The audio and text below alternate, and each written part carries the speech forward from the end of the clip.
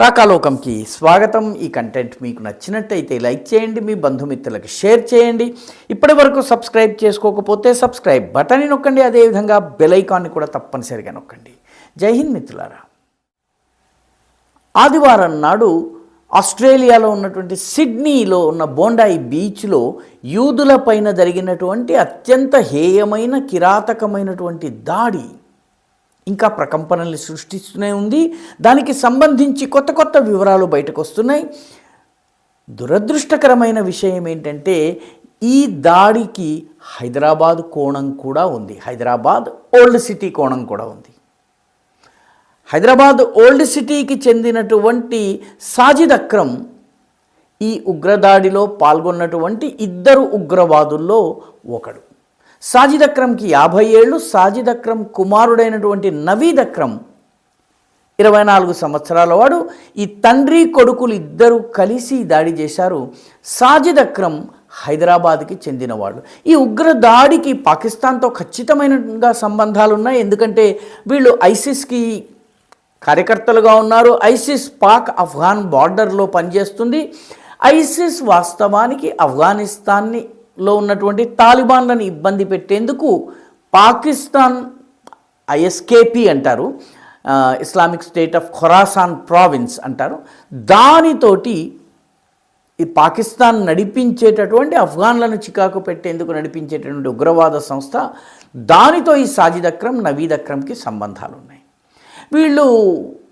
వీళ్ళలో సాజిద్ అక్రమ్ హైదరాబాదులోనే చదువుకున్నాడు, గ్రాడ్యుయేషన్ చేశాడు. హైదరాబాద్లోని టోలీ చౌకీ ప్రాంతంలో ఉండేవాడు. ఇక్కడి నుంచి అతను 1998 నవంబర్లో ఆస్ట్రేలియాకి ఉద్యోగరీత్యా వెళ్ళాడు. ఉద్యోగరీత్యా వెళ్ళిన తర్వాత అక్కడే ఒక యూరోపియన్ మూలానికి చెందినటువంటి మహిళను వివాహం చేసుకున్నాడు. వెనెరా గ్రాస్సో ఆమె పేరు. ఆమెని వివాహం చేసుకున్న తర్వాత అతను అక్కడ ఆస్ట్రేలియా పౌరుడయ్యాడు. పళ్ళ వ్యాపారంలో అతను ఫ్రూట్ ట్రేడర్గా ఉంటున్నాడు. అతని కుమారుడైనటువంటి నవీద్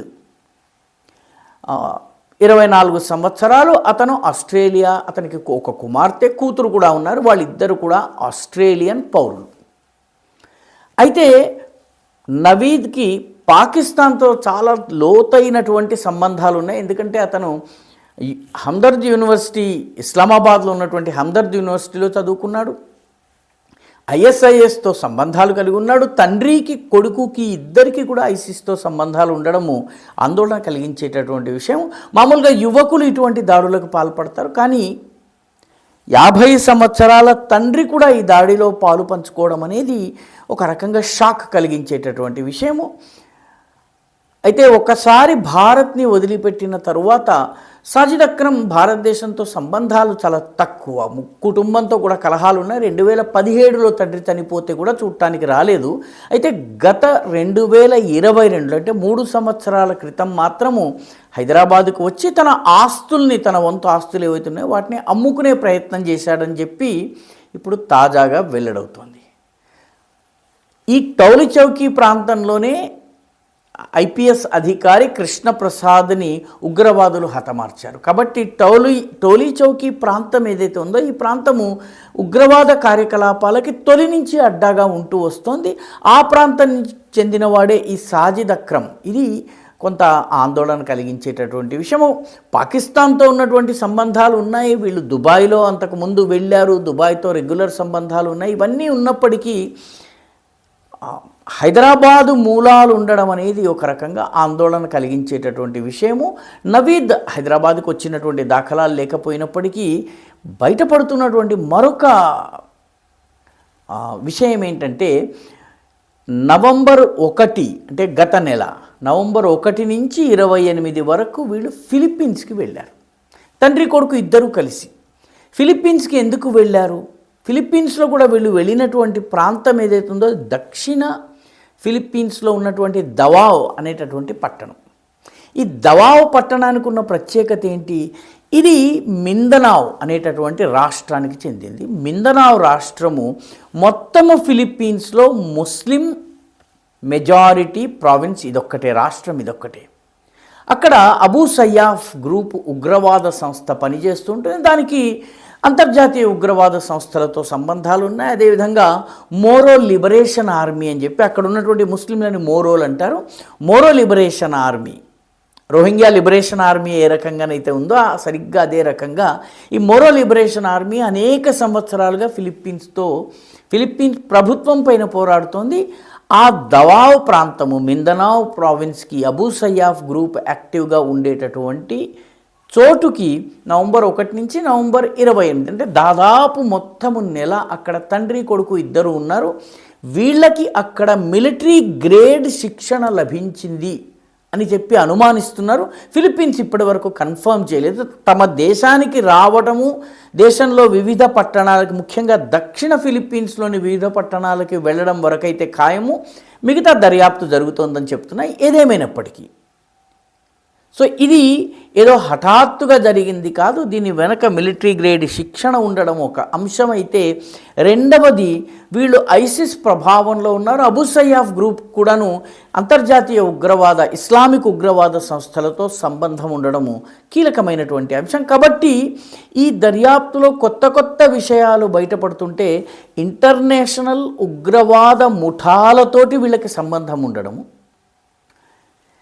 ఫిలిప్పీన్స్ నుంచి పాత బస్తీ దాకా వీళ్ళు రావల్పిండికి కూడా వెళ్ళినటువంటి దాఖలాలు ఉన్నాయి. రావల్పిండిలో, ముఖ్యంగా నవీద్ రావల్పిండిలో చాలా కాలం ఉన్నట్టుగా కూడాను ఇప్పుడు పాకిస్తాన్ కన్ఫర్మ్ చేసింది. పాకిస్తాన్ అఫీషియల్గా అంగీకరించింది అతను రావల్పిండికి వచ్చాడు, రావల్పిండిలో చాలా కాలం ఉన్నాడు. ఎందుకంటే ఇప్పుడు ఇది ఒక అంతర్జాతీయ ఉగ్రవాద దాడి కింద పరిగణనలోకి వస్తుంది. కాబట్టి అబద్ధం చెప్తే పాకిస్తాన్ ఎగిరిపోతుంది. కాబట్టి ఇతను నాన్ స్టేట్ యాక్టర్స్, అంటే ప్రభుత్వంతో సంబంధం లేనటువంటి ఉగ్రవాద ముఠాల సమావేశంలో పాల్గొనడానికి రావల్పిండికి వచ్చిన మాట వాస్తవము అని చెప్పి పాకిస్తాన్ ప్రభుత్వం అంగీకరిస్తోంది. అంటే మా దేశంలో ఉగ్రవాద సంస్థలు ఇష్టారాజ్యంగా సైనిక దళాల ప్రధాన కార్యాలయం ఉన్న రావల్పిండిలో నాన్ స్టేట్ యాక్టర్స్ సమావేశం జరుపుతారు, దానికి ఈయన వచ్చి వెళ్ళిన మాట వాస్తవం అని చెప్పి పాకిస్తాన్ నిర్మోహమాటంగా, నిస్సిగ్గుగా అంగీకరిస్తోంది. కాబట్టి సిడ్నీలో జరిగినటువంటి దాడి కేవలము మామూలు దాడి కాదు. దీని యొక్క ఇంటర్నేషనల్ కనెక్షన్స్ని మనం కనుక అధ్యయనం చేస్తే ఆశ్చర్యం కలుగుతుంది. ఫిలిప్పీన్స్లో ట్రైనింగ్ కావచ్చును, నవీద్ రావల్పిండిలో వెళ్ళడము, ఇస్లామాబాద్లో చదవడము, ఇస్లామాబాద్ నుంచి తిరిగి వచ్చిన తరువాత రావల్పిండికి కొద్ది నెలల క్రితం అతను వెళ్ళడము, అదేవిధంగా తండ్రి కొడుకు ఇద్దరూ కలిసి ఫిలిప్పీన్స్కి వెళ్ళడం, ఇవన్నీ కూడాను ఈ దుబాయ్కి వాళ్ళు గతంలో వెళ్ళినటువంటి దాఖలాలు, ఇవన్నీ కూడాను ఈ ఉగ్రవాద దాడి కేవలము తండ్రి కొడుకులు చేసింది మాత్రమే కాదు, దీనికి అంతర్జాతీయ కుట్ర కోణం ఉంది. అన్నిటికన్నా ఆశ్చర్యం కలిగించే విషయం ఏంటంటే, ఈ దాడి ఆస్ట్రేలియాలో జరిగిందన్నటువంటి వార్త వచ్చిన మరుక్షణం పాకిస్తాన్లోని పలు నగరాల్లో టపాకాయలు పేల్చారు. 6 అంతస్తులు 20 అంతస్తుల భవనాల మీద నుంచి టపాకాయలు పేల్చి చాలా పెద్ద ఎత్తున పండగ జరుపుకున్నారు. ఈ కోణాన్ని కూడాను అధ్యయనం చేయవలసినటువంటి అవసరం ఉంది. మొత్తం మీద ఈ సంవత్సరం పోతూ ఈ ఇస్లామిక్ ఉగ్రవాద దాడి ఒక యూరోపియన్ దేశంలో, ఆస్ట్రేలియా, యూరోపియన్ మూలానికి చెందినవాడు, వాస్తవానికి ఆస్ట్రేలియా ఒక వేరే ఖండమైనప్పటికీ అక్కడ నివసించే ప్రజానీకము యూరప్ మూలానికి చెందినటువంటి వాళ్ళు ముఖ్యంగా ఆంగ్లో సాక్సన్ మూలానికి చెందిన వాళ్ళు. అక్కడ జరిగినటువంటి దాడి ఆస్ట్రేలియా యొక్క బలహీనతల్ని తేటతెల్లం చేయడంతో పాటు ఈ ఉగ్ర కుట్ర అనేది, ఇటువంటి దాడి యూరోప్లో కానీ, అమెరికాలో కానీ, లాటిన్ అమెరికాలో కానీ ఎక్కడైనా ఇలాంటి దాడి జరిగేటటువంటి అవకాశం ఉందన్నటువంటి విషయాన్ని తేటతెల్లం చేస్తున్నాయి. ఈ వీడియో మీకు నచ్చినట్టయితే లైక్ చేయండి, షేర్ చేయండి, ఈ ఛానల్కు సబ్స్క్రైబ్ చేయండి, మీ అభిప్రాయాన్ని కమెంట్ల రూపంలో తప్పనిసరిగా పంపించండి.